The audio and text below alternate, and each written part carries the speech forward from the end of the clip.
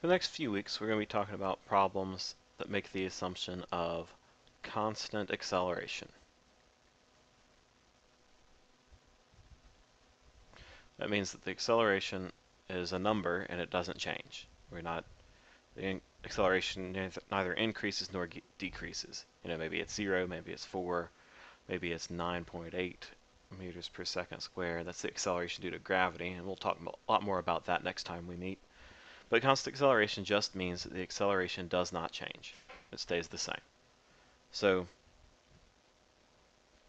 let's jump right in. First thing we can talk about is that when there is a constant acceleration, well, let me back up. We automatically know just from prior experience that average velocity equals delta x over delta t, right? Change in position over the change in time. We talked about that last time. Okay? When the acceleration is constant, we can also talk about average velocity this way. Average velocity can also be initial velocity plus final velocity divided by 2. You can actually just average the initial and final velocity and divide by 2 when the acceleration is constant. You cannot do that if you have a variable acceleration, only when you have a constant acceleration. So this is a new definition for average velocity that only works when we have constant acceleration. Well, let's see what happens when we set those two things equal to each other. So they're both average acceleration. So we can say the change in position, change in displacement over the change in time equals VI plus VF divided by 2. Interesting. So if we wanted to solve for the change in displacement, which would be how far we moved, we could multiply both sides of this by delta t, right? Multiply this by delta t, multiply this by delta t, cancels here. So we would get delta x equals, I'm going to clean this up some, 1/2 VI plus VF times delta t. So now we have an equation where, given constant acceleration, we can find displacement from initial velocity, final velocity, and time. We can also rearrange this equation and solve for time. We could rearrange it and solve for initial velocity. We could rearrange and solve it for final velocity. So let's do a couple quick examples of this with this equation. So let's work this problem. The problem says a racing car reaches a speed of 42 meters per second. If, and I should say it, and I can't type, it, let's just ignore that. It then begins a uniform negative acceleration using its parachute and braking system and comes to rest 5.5 seconds later. Find the distance that the car travels during braking. Now, I already told you that we're going to be using the formula we just talked about, which was this, delta x equals 1/2 VI plus VF times delta t. Okay? So we need to figure out what we know already. Well, what are our knowns? I'm going to put the knowns in green. And we'll try to stick to that, just so you'll know what you're looking at. Well, I have a velocity. Is this an initial or a final velocity? Well, we're not sure. Is this at the beginning or at the end of the acceleration? Well, it says it slowed down. So we started at 42 meters per second. So that's going to be our initial velocity. 42 meters per second. Okay. What else do we have? I see 5.5 seconds. That sounds like a delta t to me. So we have delta t, which is 5.5 seconds. What are we being asked for? It says find the distance. Distance the car travels while braking. That sounds like delta x. That sounds like displacement, and we don't know it. That's what we're going to look for. Well, okay. We're almost there, but we're missing something. What are we missing? We're missing final velocity. So we need to know the final velocity. Well, what happened in this situation? It says it begins a negative uniform acceleration using its parachute and braking system and comes to rest. Comes to rest. What does that mean? That means it stops. How fast are you moving when you have stopped? 0 meters per second. So we have all our knowns. We know what our unknown is. So we can plug in. Great. So delta x, which is what we're looking for, equals 1/2 times vi, which is 42 meters per second, plus vf, which is 0 meters per second, times the change in time, which is 5.5 seconds. Let's do some arithmetic here. 1/2 42 meters per second plus 0 meters per second is just 42 meters per second times 5.5 seconds. All right. 42 times 5.5 is, oh, I should be able to do that in my head. Oh well. 1/2 times 42 times 5.5 ends up being 120 meters per second times seconds. I'll do a side problem over here in blue. We've got meters per second times seconds. The seconds cancel, so we end up, because that's on the top of a fraction, that's on the bottom of one, they cancel, so we end up with 120 meters as our distance. 120 meters. And distance is supposed to be in meters, so we know we didn't screw anything up. That's how you do this kind of question. Let's do another.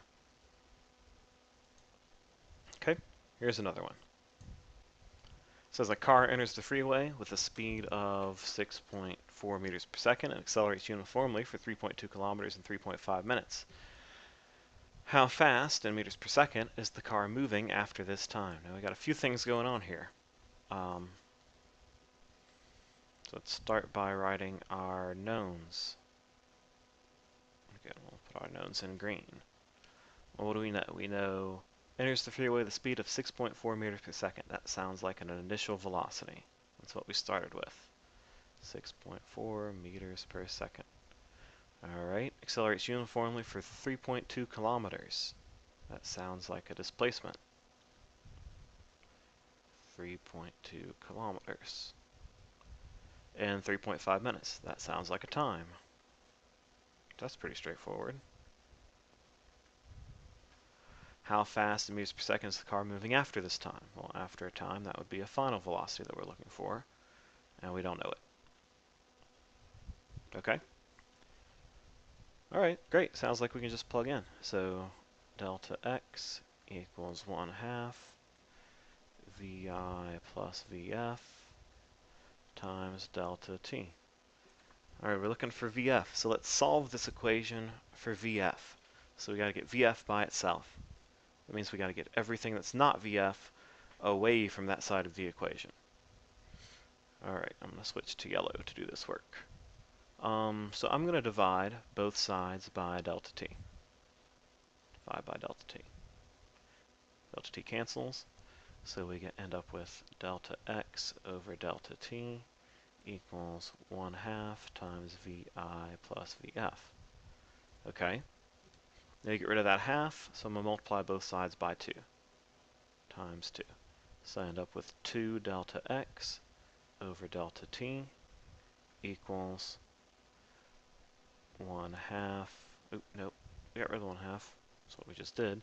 So it just equals, so those cancel, vi plus vf.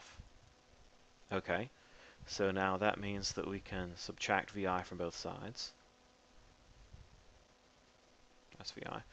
And get vf, I'm just going to flip the equation over, vf equals 2 delta x over delta t minus vi. So that's the formula we actually want to use. I'm going to clean this up. Much better. So Now we just plug in.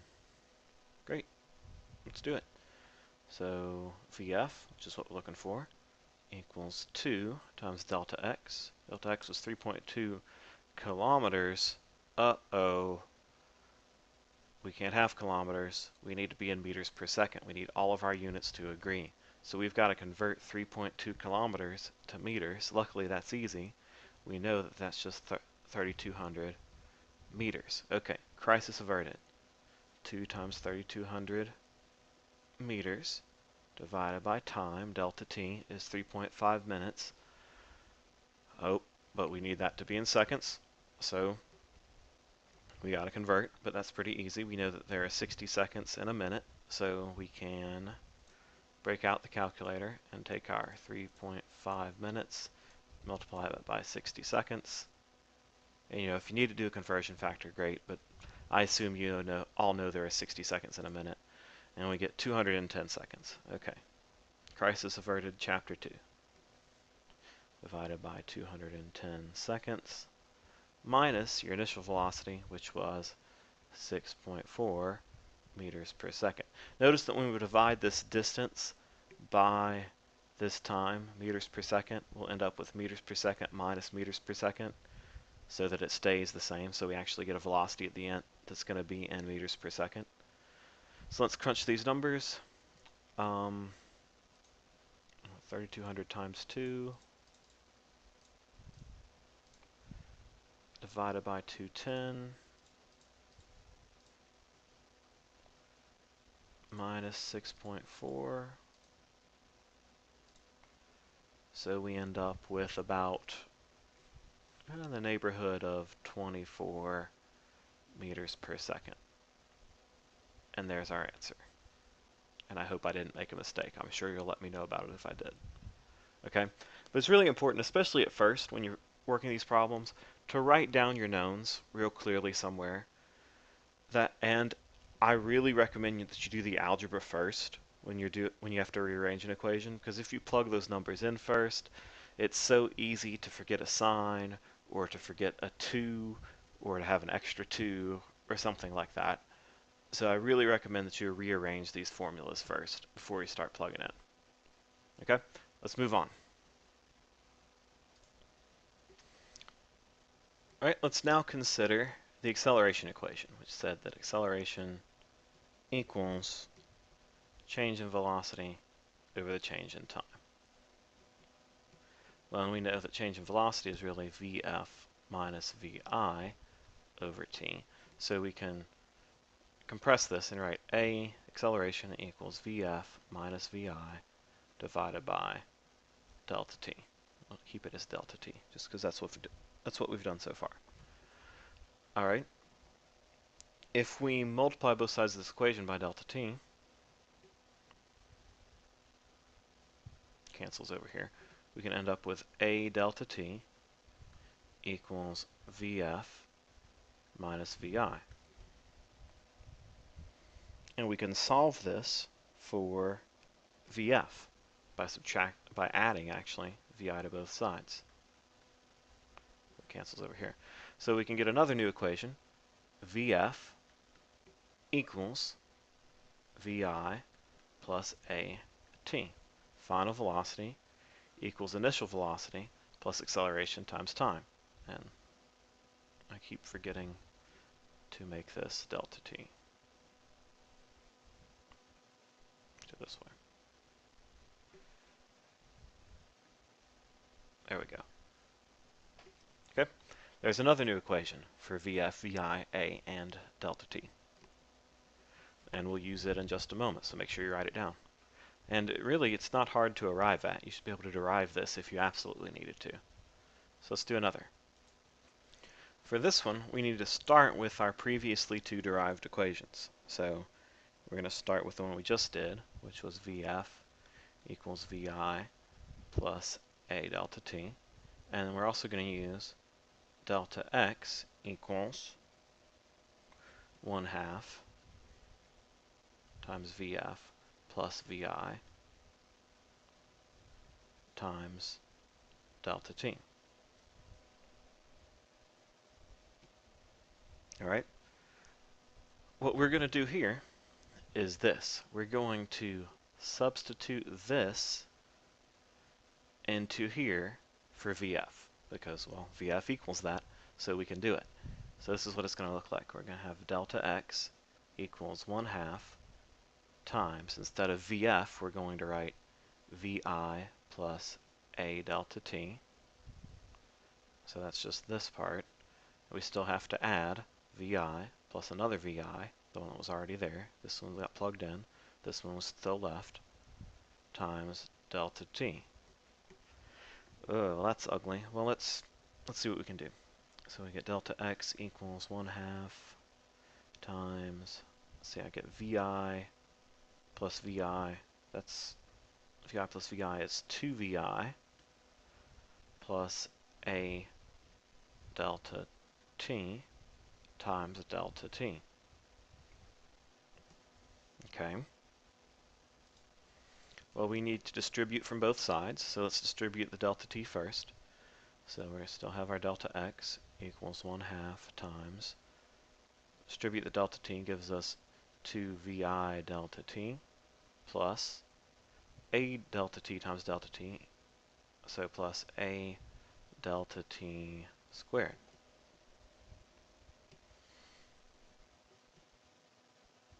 Delta t squared. Okay, close parentheses. Now we have to distribute the 1/2.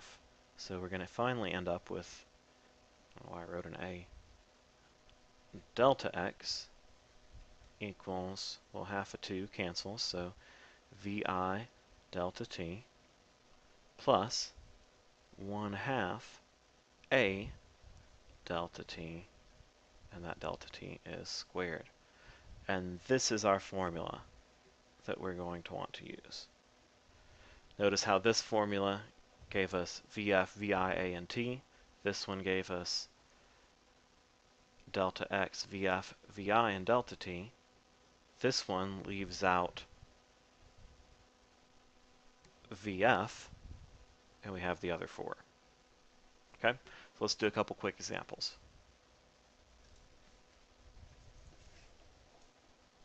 Here we go. Here's another example. Maybe hit pause and see if you can do this before you get help from me. You know, if you're not feeling brave, then just watch me do it, I guess. But maybe a good experience for you to try it and then see where you get stuck, or if you can do it. If you can do it, that's great. So, going once, going twice, I'm going to start. It says a plane starting at rest at one end of a runway undergoes a uniform acceleration of 4.8 meters per second squared for 15 seconds before takeoff. What is its speed at takeoff? How long must the runway be for the plane to be able to take off? Alright, well, let's start by listing our knowns and our unknowns. It says a plane starting at rest. Starting at rest. This is one of those things that students always screw up. Starting at rest means initial velocity is 0 meters per second. As it running one end of a runway, goes uniform acceleration. Okay. It gave us the acceleration. So the acceleration is 4.8 meters per second squared.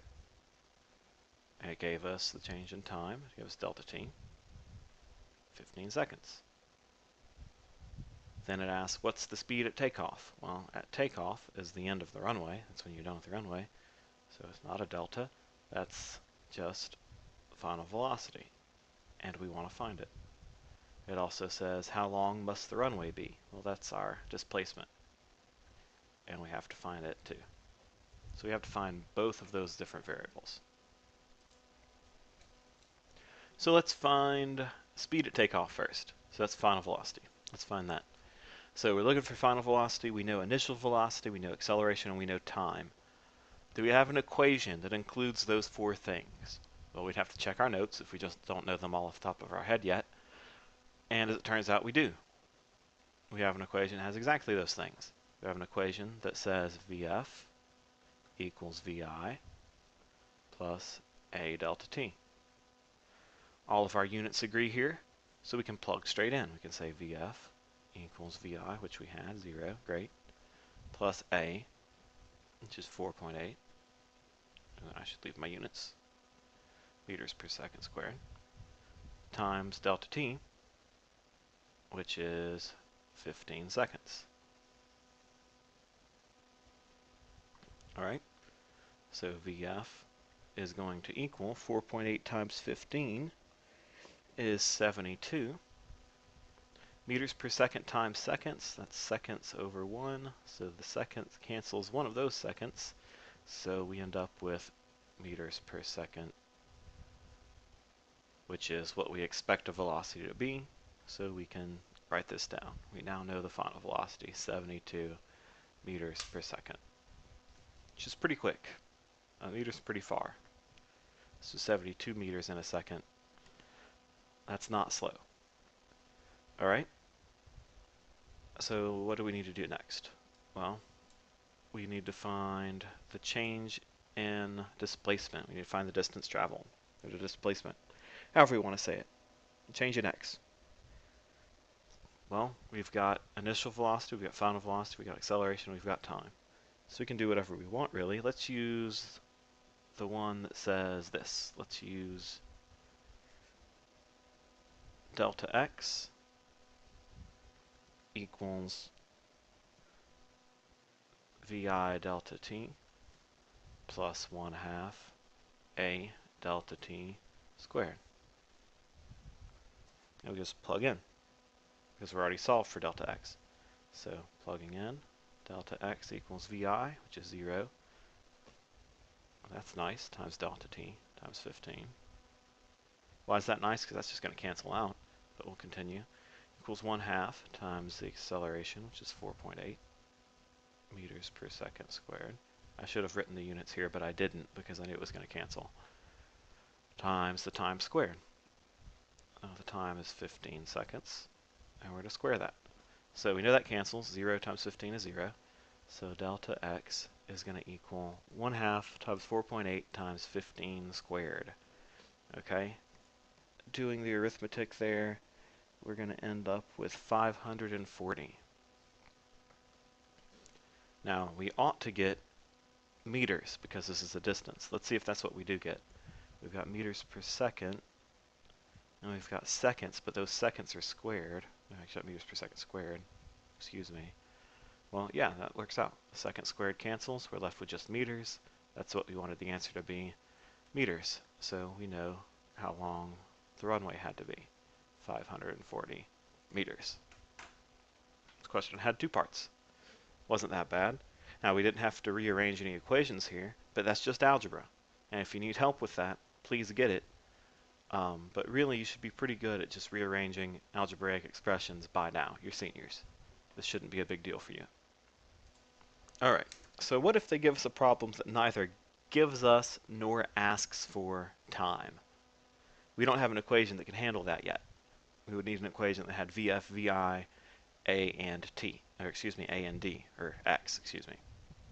VF, VI, A, and X. So let's make an equation that does this. So we can do that, because we're awesome. So let's start with this one. Start with delta x equals 1/2 times VF plus VI times delta t. Okay, order actually doesn't matter here. Let's solve this for t. So let's multiply both sides by 2. So we can get 2x equals VF plus VI t, delta t, excuse me. Let's divide both sides by that sum, divided by VF plus VI. I'm actually going to switch the order for this next step, just to be consistent with what the book does. So we end up with delta t equals 2 delta x. My delta went away. Keep dropping my deltas, I apologize. Vi plus Vf. And I just switched the order because that's what your book does. And I want the equation we end up with here to look like the one from your book. Okay, so we've got that. What good does that do us? Well, we can take that and plug into this equation. Vf equals Vi plus A delta t. And we can plug this into delta t. So let's do that. So I have Vf equals Vi plus A times 2 delta x over Vi plus Vf. Put up parentheses. So we get Vf equals Vi plus 2A delta x over Vi plus Vf. Okay, this is where the algebra gets kind of silly.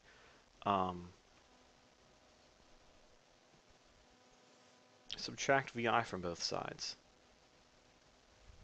It cancels, so we get Vf minus Vi equals 2A delta x over Vi plus Vf. Okay, let me clean this up. Okay, so here we are. We've got this formula. Let's multiply both sides of this equation by Vi plus Vf. And then multiply this side also by Vi plus Vf.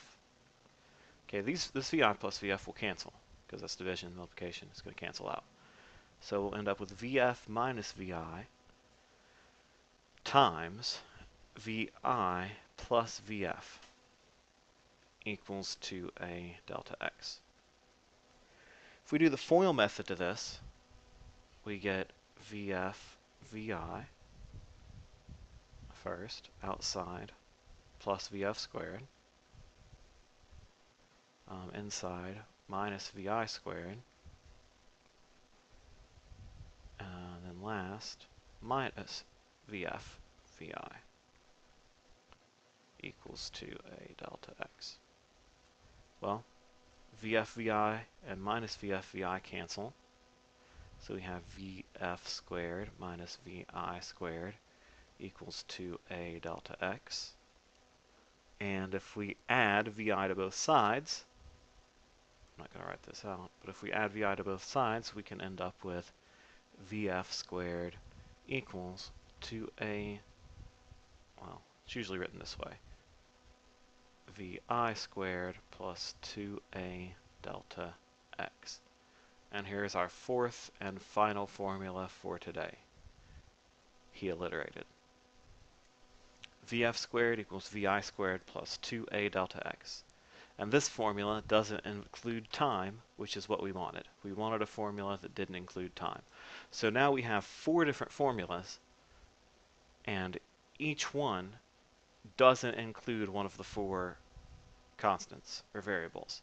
We have one that leaves out acceleration, one that leaves out distance, one that leaves out time,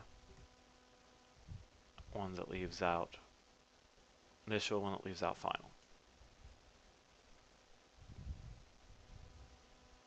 So we should be in pretty good shape. So let's do an example. Okay, here's our last example, I think. It says a person pushing a stroller starts from rest, uniformly accelerating at a rate of 0.5 meters per second squared. What's the velocity of the stroller after it's traveled 4.75 meters?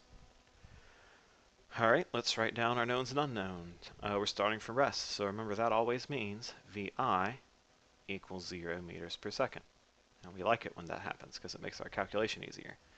Uniformly accelerating at a rate of 0.5 meters per second squared, so we've got acceleration, 0.500 meters per second squared. What's the velocity of the stroller after it's traveled? So that means Vf is our unknown. That's what we want to find.